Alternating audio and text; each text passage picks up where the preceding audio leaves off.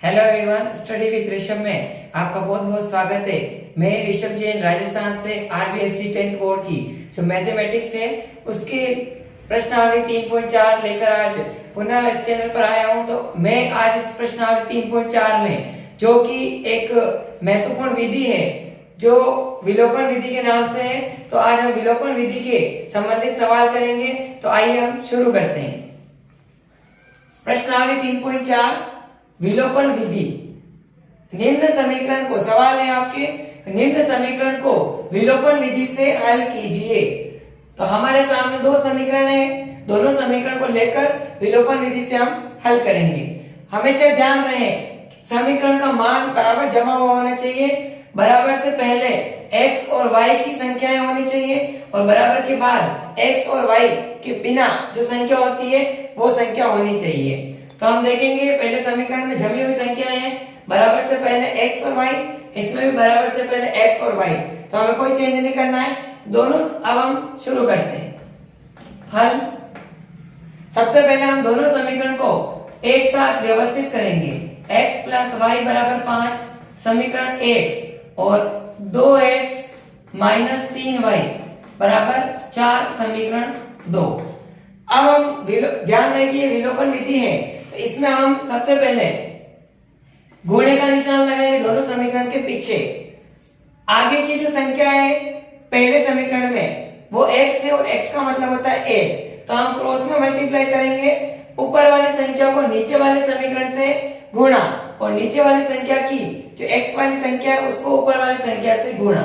चूंकि x का मान 1 है तो समीकरण 2 को 1 से गुणा करने पर, और समीकरण 2 में x का मान 2 है तो समीकरण 1 को 2 से गुणा करेंगे। अब आपको ध्यान रखना है कि दोनों संख्याएं गुणा करने पर प्लस की आएगी, तो हमें एक संख्या के कोई सी भी समीकरण में माइनस का मान रख के और इनको गुणा करना है। अब हम लिखेंगे समीकरण 1 को -2 से व समीकरण 2 को 1 से गुणा करने पर समीकरण 1 को हम -2 से, समीकरण 1 को हम 1 से गुणा करेंगे। अब हम इस समीकरण को, पूरे समीकरण को इस संख्याओं से गुणा करके या चेंज करके लिखना है। तो हम देखेंगे x को -2 से गुणा करेंगे तो -2x plus minus minus y को 2 से गुणा किया 2y और बराबर 5 दूनी -10। माइनस प्लस का हमेशा ध्यान रखें। 2x को 1 से गुणा किया 2x माइनस 3y को 1 से गुणा किया 3y बराबर 4 को 1 से गुणा किया 4। अब हम जोड़ की तरह इसको चेंज करेंगे तो आप देखेंगे कि 2x प्लस माइनस माइनस संख्या कट जाएगी, माइनस माइनस प्लस 3 और 2 5y जो कि 3 बड़ी है तो माइनस का निशान बराबर माइनस प्लस माइनस 10 में से 4 गए तो 6, 10 बड़ी है इसलिए निशान माइनस का। जो संख्या बड़ी होती है उसके अनुसार निशान चेंज करेंगे। माइनस से माइनस कट, y का मान, तो y बराबर क्या है 6 और 5 गुणे में तो हम लेंगे भाग में, तो y का मान आ जाएगा आपके पास 6/5। अब हम इसी में x का मान निकालना है तो y बराबर 6/5 को समीकरण 1 में रखने पर जो हमारे पास y का मान आया है उसको हम समीकरण 1 जो पहला समीकरण है उसमें इसका मान रखेंगे तो x का मान प्राप्त हो जाएगा। समीकरण 1 है x प्लस y बराबर 5। ध्यान रहे जो समीकरण चेंज किया है उसमें मान नहीं रखना है, जो समीकरण पहले वाला है उसी में हम मान रखेंगे। आप चाहे तो 1 या फिर 2 दोनों में से किसी में भी मान रखेंगे, आंसर 1 ही आएंगे। x प्लस y बराबर 5 समीकरण 1, x प्लस y का मान हमारे पास 6/5 बराबर 5, x बराबर पक्षांतर करेंगे 5 प्लस का 6/5 इधर लाएंगे तो माइनस का 6/5। 5 के नीचे कुछ नहीं, 1 लगाकर हम इसका लघुत्तम लेंगे। 1 और 5 का लघुत्तम 5, क्रॉस गुणा 5 × 5 25 माइनस एक को 6 से किया 6, 25 में से 6 गए तो 19/5। तो x का मान आता है हमारे पास 19/5, y का मान आता है 6/5। इस तरीके से हम इसी प्रश्नावली में अन्य जो सवाल है इसी विधि से और करेंगे। तो आइए हम नेक्स्ट सवाल शुरू करते हैं। तो आइए हम प्रश्नावली 3.4 का ही जो पहले का हमने पहला सवाल किया था, अब हम पहले सवाल का तीसरा सवाल शुरू करते हैं। वही विलोपन विधि से करना है, लेकिन इसमें मैंने इस तरीके का सवाल लिया है जिसमें आप देखेंगे कि समीकरण चेंज है। तो हम इसमें देखेंगे कि समीकरण में आपको हमेशा बराबर से पहले x और y की संख्या ही प्राप्त होनी चाहिए, बराबर के बाद x और y के अलावा संख्या होनी चाहिए। अब हम इसमें पहले चेंज करेंगे फिर इसको हल करेंगे।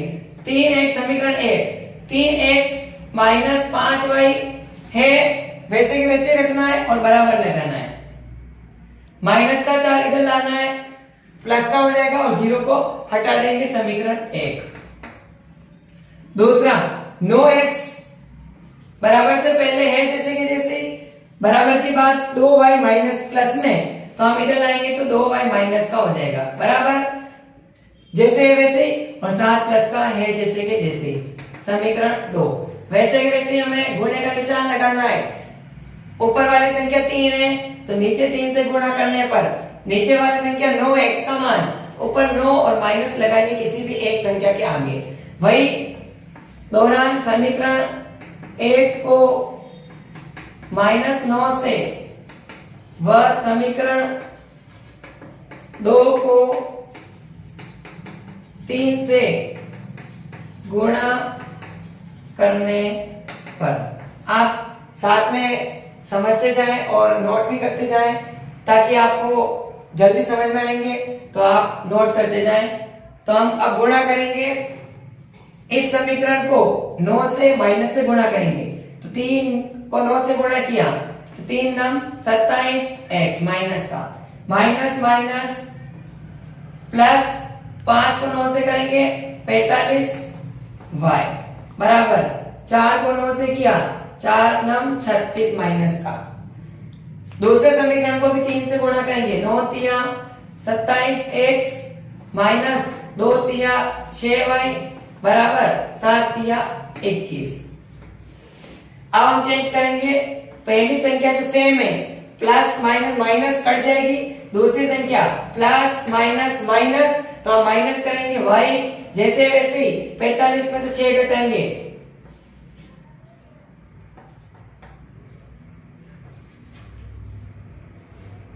39y बराबर, और 45 बड़ी है इसलिए निशान प्लस का आएगा। प्लस माइनस माइनस 36 में से 21 घटाएंगे, 6 में से 1 गए तो 5, 3 में से 2 गए तो 1, और 36 बड़ी इसका निशान माइनस का। पक्षांतर करेंगे y बराबर -15 और 39 गुणे में हम नीचे लाएंगे भाग में, तो ये कट रही है 5 3 के पाड़े से, 3 के पाड़े में 15 3 बार, सॉरी 5 बार, और 3 से 3 एकम 3 3 3 9, 5/13 माइनस का। तो y का मान आता है 5/13। आप इसको नोट कर ले। अब हम इसी सवाल को आगे, हमने y का मान तो निकाल लिया, अब हम इसी सवाल में से जो y का मान है -5/13 इसको समीकरण 1 में रखेंगे और x का मान प्राप्त करेंगे। आप नोट करते जाए। y का मान है -5/13, तो y बराबर -5/13 समीकरण 1 में रखने पर, जब हम 1 पर रखेंगे तो हमें x का मान प्राप्त होगा। तो समीकरण 1 है 3x -5y बराबर 4। इसमें मान रखेंगे y की जगह, तो 3x जैसे वैसे -5 और y के बीच में कोई निशान नहीं है तो हम इंटू लगाएंगे। y का मान अपने पास है -5/13 बराबर 4। 3x माइनस माइनस प्लस 5 को 5 से गुणा करेंगे 25/13 बराबर 4। अब हम पक्षांतर करेंगे, 3x बराबर 4 और प्लस का 25/13 इधर लाएंगे तो माइनस का 25/13, लघुत्तम लेंगे 1 और 13 का। 3x बराबर 13 एलसीएम 13 चौक क्रॉस गुणा 13 चौक 52। जब नीचे की संख्या अलग अलग हो तो उनको क्रॉस गुणा करेंगे। 13 चौक 52 माइनस 1 को 25 से किया 25। 3x बराबर 52 में से 25 गए, 12 में से 5 गए 7 और इधर बचे 4, 4 में से 2 गए तो 2 बटा 13। x बराबर 27 बटा 13 और जो 3 गुणे में है उसको और बट्टे में ले जाएंगे तो हम काटेंगे। x बराबर 3 9 27 तो इसका मान आएगा 9 बटा 13। x का मान आएगा हमारे पास 9 बटा 13, y का मान है अपने पास -5 बटा 13। इस प्रकार हम इसी प्रश्नावली के अन्य और सवाल करेंगे। तो आज हम पार्ट 1 में मैंने इस प्रश्नावली 3.4 की विलोपन विधि के जो सवाल है महत्वपूर्ण उनको समझाया है और उन्हीं सवालों को आप जो इसमें अन्य सवाल है उनको इसी विधि से इसी ट्रिक से आप करते जाएं, आपके हल आंसर आ जाएंगे। और नेक्स्ट पार्ट 2 इसी से संबंधित मैं लेकर बहुत जल्द आऊंगा। तब तक आप ऋषभ स्टडी ऋषभ के साथ जुड़े रहें और आप इस प्रश्नावली से संबंधित पार्ट 1 में मैंने 3.4 में विलोपन विधि के जो सवाल है वो मैंने बताए हैं और इस विधि से संबंधित अन्य जो सवाल है वो भी इसी तरीके से करने आपको। ट्रिक इसकी अन्य ट्रिक भी और हो सकती है लेकिन मैंने आपको इजी ट्रिक से बताया है। तो आप स्टडी विद ऋषभ के साथ बने रहें और चैनल को ज्यादा से ज्यादा सब्सक्राइब करें, लाइक करें, शेयर करें और कमेंट करके कमेंट बॉक्स में जरूर लिखें। और आपको अगर कोई इश्यू हो सवाल संबंधी तो आप कमेंट बॉक्स में लिखें ताकि मैं अन्य वीडियो जल्द से जल्द बना सकूं और अपलोड कर सकूं। तो आज तक जो मैंने वीडियो बनाया पार्ट 1 आप इसको पढ़े और ध्यान से समझे। नेक्स्ट पार्ट बहुत जल्द लेकर आएंगे, तब तक के लिए धन्यवाद।